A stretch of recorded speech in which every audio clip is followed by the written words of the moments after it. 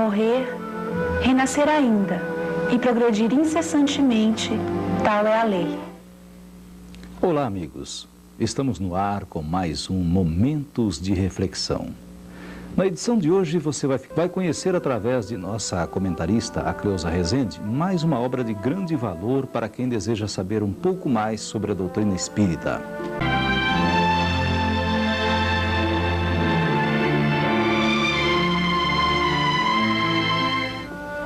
Falar sobre a dor, seja física, seja moral, é abordar um tema bastante familiar a praticamente todos nós. Para o grande escritor espírita Leon Denis, a história da humanidade não tem sido mais do que um longo martiriológico, ou seja, a história de mártires e sofrimentos. Com efeito, a dor acompanha o homem desde a origem da humanidade. E se o amor é a lei do universo, e por amor foi que Deus formou os seres, que aparente contradição é essa que perturbou tantos pensadores e os levou à dúvida e aos pessimismos? Algumas das perguntas que provavelmente nos fazemos e com frequência ficamos sem respostas são estas. Por que existe a dor? Trata-se de uma punição, uma expiação?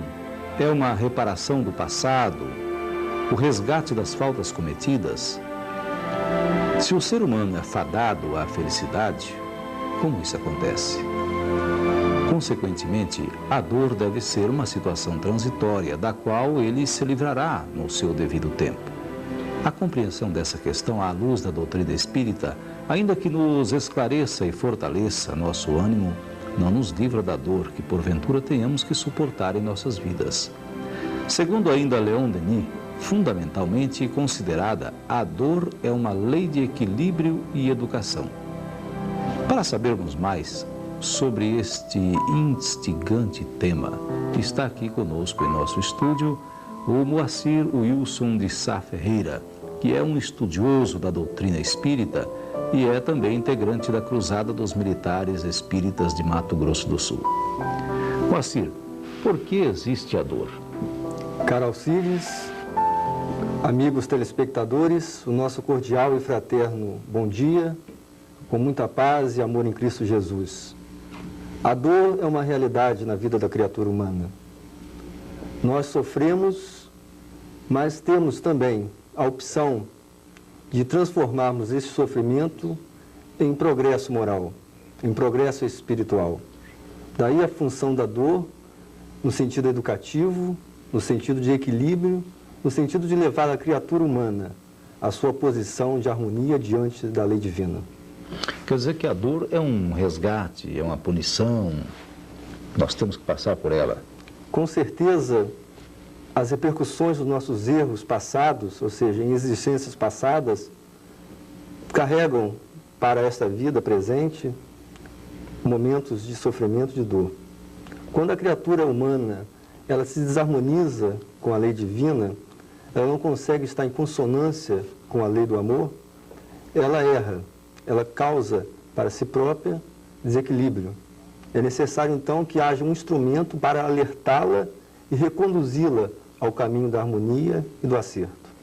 Quer dizer que o papel da dor, então, é fundamentalmente reconduzir a pessoa ao caminho da harmonia, vamos dizer assim. Nós poderíamos considerar a dor como um cinzel que vai burilando, trabalhando as arestas da nossa personalidade e do nosso caráter. Enquanto realmente houver aresta, e quando houver realmente o desequilíbrio e a desarmonia, a dor funcionará como um instrumento, reconduzindo o homem, reharmonizando a criatura e levando-a a ter consciência da sua real destinação, que é a felicidade. Diz um adágio popular que depois da tempestade vem a bonança. Há alguma relação entre a dor e o prazer? Sim. Nós temos que considerar, quando falamos em dor, da dor física e da dor moral. Nós sabemos que nós, espíritos imortais, estamos dotados de um instrumento. E esse instrumento possui toda uma aparelhagem sensória. Ora, a dor física, ela gera sensação. A dor física, ela funciona como algo a nos apontar, a nos disciplinar em relação à conduta no mundo material. Mas existe também a dor moral. A dor moral, sim, essa está intimamente ligada ao sentimento. ao campo íntimo do espírito. Então, se nós observarmos esses dois aspectos da dor, a dor física e a dor moral, existe realmente um fundo de verdade no que você acabou de afirmar. Agora, você falou em dor física e dor moral. Por exemplo, uma pessoa com a moral elevada, bem elevada, vamos citar como exemplo o Cristo. O Cristo, então, não sentiu dor? Conforme a doutrina espírita nos aponta, o Divino Mestre e amigo incondicional de nossas almas veio ao mundo para exemplificar e dar testemunho da palavra do Senhor. Ora, se ele veio ao mundo como homem e fez questão de viver vida simples da criatura humana, ele sentiu dor. Mas não a dor moral. Não a dor moral. Porque a sua estatura espiritual, a sua evolução é tão grande e ele estava tão planificado desta consciência de Deus dentro de si próprio, que certamente ele não sofreu a dor moral. Fala-se que o Cristo, nesse caso, veio para pagar, para resgatar os nossos pecados. Como é que funciona isso, Moacir? O Evangelho, como todos os livros sagrados, eles têm um simbolismo. Ou seja, atrás de cada símbolo existe um simbolizado espiritual. É preciso que a criatura, ao ler, não apenas fique na letra que mata, mas consiga penetrar no espírito que dá vida. Ora, se Jesus veio exemplificar, veio trazer à criatura humana os ensinamentos, ele veio trazer para nós o alívio, ou seja, veio trazer para cada um de nós o alívio do nosso fardo. Nesse sentido, ele veio realmente resgatar cada um de nós dos nossos pecados, ou seja, dos nossos erros passados e dos nossos erros presentes. Mas ele não é o sofrimento em si dele que resgata os nossos erros. Resgataria os nossos erros, então, a missão, quer dizer, o resultado da missão que ele veio fazer à Terra. O que resgata o erro é a própria conduta, o comportamento, é a postura da criatura diante da sua situação atual e do que lhe aguarda no futuro, no porvir, que é justamente a sua felicidade, a sua perfeição. O Cristo, através do seu exemplo, nos apontou o caminho, exemplificou que há na criatura humana a possibilidade de realizar-se aqui e agora, e ser feliz aqui e agora. Quer dizer que a dor, então, não é a fatalidade. Quer dizer, a criatura pode, embora devedora, embora tenha se desajustado com a lei, ela pode resgatar isso de uma outra forma, digamos, fazendo o bem, fazendo a caridade. Poderia acontecer isso? Ou é uma fatalidade? É uma pena e ela tem que cumprir aquela pena conforme determinado na lei, a lei, no caso, a lei natural, a lei de Deus, né? Certo. Conforme a doutrina espírita nos aponta, nós somos espíritos imortais e, portanto, artífices, arquitetos do nosso destino. Se nós podemos arquitetar, trabalhar o nosso destino, nós podemos, ao mesmo tempo, mudar o percurso que nos apontaria, talvez, uma existência sofrida, uma existência de dor. Como? Nos transformando e trabalhando esse nosso campo íntimo. No meio espírita fala-se muito em a dor redime, a bendita dor. Será que o espírita não estaria assim fazendo uma apologia, fazendo da dor alguma coisa que seria satisfatório? Algumas pessoas entendem que há essa correlação. O que você explica sobre isso? Nós temos notícias que Kardec, no seu livro dos Espíritos, tratou desse aspecto e foi bastante criticado quando colocou a cada um de nós a possibilidade do sofrimento e da dor, mas, ao mesmo tempo, colocou também a possibilidade da felicidade. Então, a criatura humana tem, realmente, em diversas situações da sua vida, a dor, o sofrimento, tanto a dor física quanto o sofrimento moral. Mas também ela está plena de possibilidade de reverter este quadro, em qualquer momento da sua vida. Outra coisa também que se fala muito, as pessoas apontam geralmente o espírita, diz, olha, como é que vamos fazer? A dor, o sofrimento é um karma, a pessoa está resgatando um débito. Então seria lícito minimizar a dor ou fazer cessar a dor de alguma pessoa que esteja em sofrimento? Nós gostaríamos de responder essa pergunta iniciando com outra questão, com outro questionamento. Se nós observarmos um doente, é lícito a este doente buscar o atendimento médico, buscar os medicamentos que possam aliviar a sua dor? Certamente todos nós responderemos que sim. Assim também a criatura no seu processo evolutivo, e muitas vezes vivendo expiações e provas, ela tem necessidade de buscar o alívio, o lenitivo. E por que não fazê-lo? É um direito que essa criatura possui. E é um dever para cada um de nós, cristãos, no caso espíritas, darmos a essa criatura aquilo que temos possibilidade de dar. Bom, você falou também que a dor é uma espécie de resgate, né? Naturalmente que não sofremos sem uma razão de ser.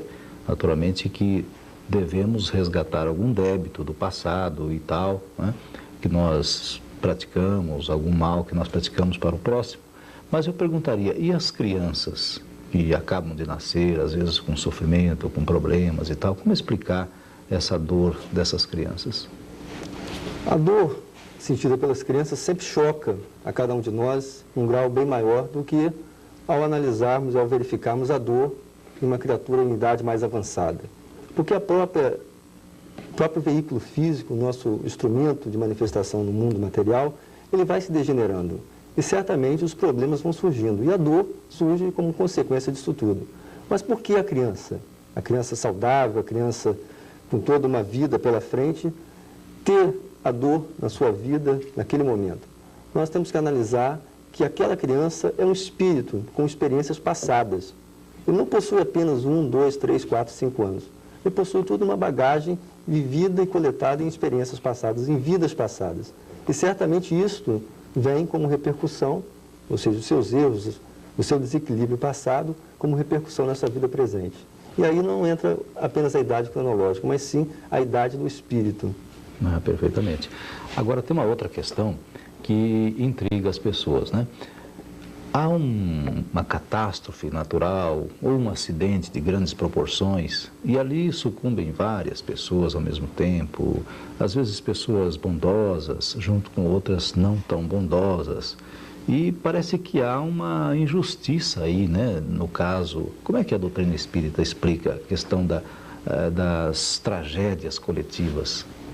Aí nós entramos no campo da dor coletiva. Nós temos a dor individual e a dor coletiva.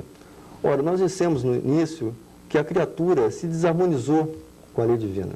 Ou seja, ela se afastou daquilo que a lei aponta como conduta para a sua felicidade, para o seu ingresso em planos superiores de existência. Ora, isso pode acontecer com um grupo de pessoas. E, normalmente, existe aquilo que nós chamamos de um karma coletivo. Na realidade, a palavra karma, ela significava inicialmente ação. Ora, se um homem agiu erradamente, essa palavra ao longo dos anos, ela foi tomando um sentido de dívida, débito, erro. Então existe o karma coletivo, ou seja, o karma comum a um grupo de pessoas. E a providência divina provê que essas pessoas tenham a oportunidade de resgatar esse débito, muitas vezes pelo caminho da dor. Quer dizer que então aqueles espíritos que estão reunidos ali, encarnados no caso, 1.000 pessoas, 2.000 ou 100.000, como às vezes ocorre, todos eles tinham um débito para resgatar junto, seria isso? Exatamente. Ou seja, em determinada existência passada, esse grupo esteve face a uma situação em que essa situação não foi bem administrada. Ou seja, esse grupo então adquiriu um débito coletivo, uma dívida coletiva. E aí a providência divina provê que esse grupo se encontre numa outra existência e possa, de uma maneira coletiva, lógico que existem os detalhes individuais, mas de uma maneira coletiva possa resgatar o seu débito, a sua dívida e caminhar rumo ao reequilíbrio e à sua reeducação. Moacir, e os faquires, os iogas que dizem que conseguem suportar a dor, isso é possível? É possível. Nós sabemos que existem diferentes níveis na criatura. A doutrina espírita considera o corpo físico, o perispírito e o espírito. Ou seja, o espírito tem prevalência, o espírito consegue dominar o corpo físico. Se nós temos, então, técnicas e temos a ação da vontade disciplinada, nós conseguimos superar. Moacir, o nosso tempo está se esgotando. Nós vamos deixar, então, as nossas câmeras para a sua mensagem final, para aquela pessoa que está com uma situação de dificuldade, em sofrimento, num hospital, no leito de um hospital, ou na mesma da sua casa, enfim, aquele que esteja sofrendo aquela dor, o que você diria neste momento? Nós encontramos no capítulo 5 do Evangelho de Mateus o seguinte ensinamento de Jesus, em que ele nos diz Vós sois a luz do mundo. É necessário que nós tenhamos coragem moral e uma vontade firme para superarmos a dor, o sofrimento e deixarmos brilhar essa luz que existe dentro de nós. Essa luz é a divina presença de Deus dentro da criatura. É esta a mensagem que gostaríamos de deixar para que cada um de nós possa alcançar o sentido íntimo, silencioso da dor, que funciona como instrumento a nos alertar e a nos conduzir para o nosso real destino, que é a felicidade. Obrigado, Moacir. Bem, amigos, estamos chegando ao final de Momentos de Reflexão, um programa do Instituto de Cultura Espírita de Mato Grosso do Sul. Esperamos ter levado até você mensagem de incentivo, esperança, mas sobretudo a consciência de que, para sermos realmente felizes, necessitamos acionar definitivamente todas as alavancas de que dispomos, como a vontade, a fé e a coragem de lutar. Uma boa semana a todos. Nascer, morrer, renascer ainda e progredir incessantemente, tal é a lei.